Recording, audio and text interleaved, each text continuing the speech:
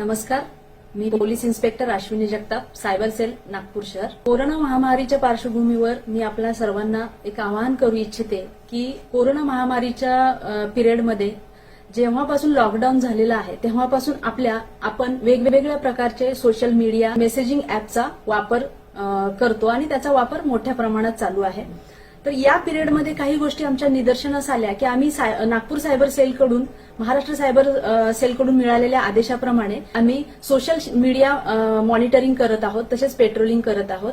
तर या पिरियडमध्ये लॉकडाऊनच्या पिरियडमध्ये आम्हाला असं दिसून आलं की या कोरोनाबद्दलच्या फेक न्यूजचं प्रमाण मोठ्या प्रमाणात वाढलेलं आहे. लोक त्याबद्दल कोणतीही खात्री न करता अशा प्रकारचे मेसेजेस किंवा लोकांमध्ये संभ्रम वाढविणारी माहिती खात्री न करता प्रसारित करत आहेत, पुढे पाठवत आहेत. तसेच अलीकडील काही काळामध्ये धार्मिक तेढ वाढविणारे तसेच राजकीय अकसापोटी पाठवण्यात येणारे मेसेजचेही प्रमाण मोठ्या प्रमाणावर वाढलं होतं. पण आमच्या सायबर सेलकडून मोठ्या प्रमाणात मॉनिटरिंग केलं गेलं, पेट्रोलिंग केलं गेलं आणि आम्ही आतापर्यंत राजकीय अकसापोटी तसेच धार्मिक तेढ वाढविण्याविरुद्ध तसेच कोरोना संदर्भात चुकीची माहिती प्रसारित किंवा पुढे पाठविणाऱ्या बेजबाबदार व्यक्तींविरुद्ध कारवाई केलेली आहे. आतापर्यंत आम्ही 6 गुन्हे दाखल केलेले आहेत, 8 ते 10 लोकांना अटक केलेलं आहे, 200 ते 250 लोकांकडे आम्ही चौकशी केलेली आहे आणि त्यांना नोटिसा दिलेल्या आहेत.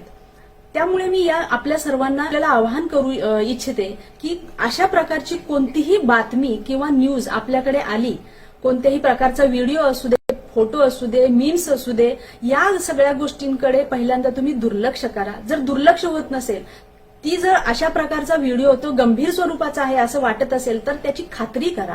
नागपूर शहर पोलिसांचं जे कंट्रोल रूम आहे त्याचा नंबर आहे, व्हॉट्सअप नंबर आहे, तसेच आम्ही खाली दिलेला माझा सायबर सेलचा नंबर आहे. याच्यावरती तुम्ही तो व्हिडिओ किंवा जो काही फोटो असेल तो शेअर करून त्याबद्दल खात्री करा.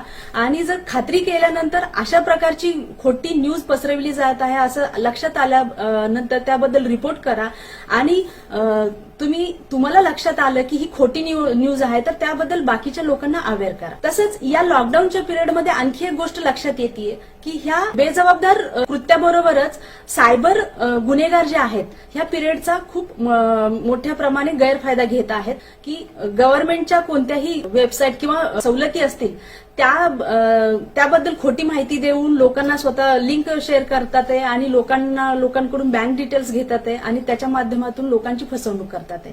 तर याबद्दलही लोकांनी जागरूक राहावं. घरी राहा, सुरक्षित राहा, सोशल डिस्टन्सिंगचे नियम पाळा, प्रशासनाला व सरकारला मदत करा. आपण कोरोनावरती नक्की मात करू.